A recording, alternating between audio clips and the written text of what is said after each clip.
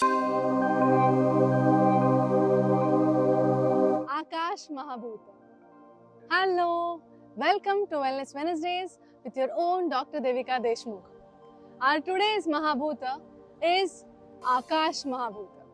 When we talk about Akash Mahabhuta, it is the cosmic connection that we have with the macrocosm and the microcosm. When we talk about space or ether in Akash Mahabhuta, that means the cavities in our body, the sinuses in our head, the spaces in our lungs, the spaces in our bone marrow. Let us learn today what Akash Mahabhuta creates for us. So when we talk about Akash Mahabhuta, it is light, it is soft, it is subtle, it is not heavy, it moves or it creates a space in order for all other Mahabhutas to live. Prithvi, Apa, Teja, Vayu, all are formed from this beautiful Akash.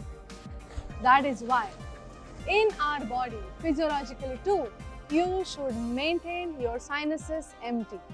If the sinuses are filled, you will have congestion, sinusitis, you will have heaviness of the body. Your bone marrow will not function properly. The blood exchange will not occur. The gas exchange will not occur. You will feel congested in your chest and there will be cough, cold and allergies. That is why having light foods, doing more exercise is important.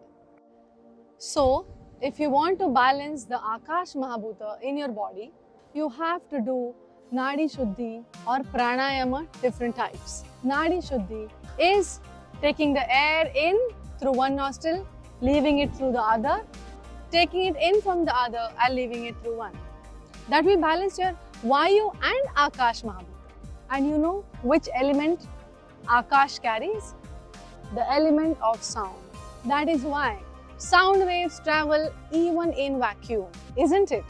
So, the japa of Omkara or anything that you believe in, if you do chantings of it, if you create a mantra out of it, the Akash Mahabhuta around you will create and manifest for you.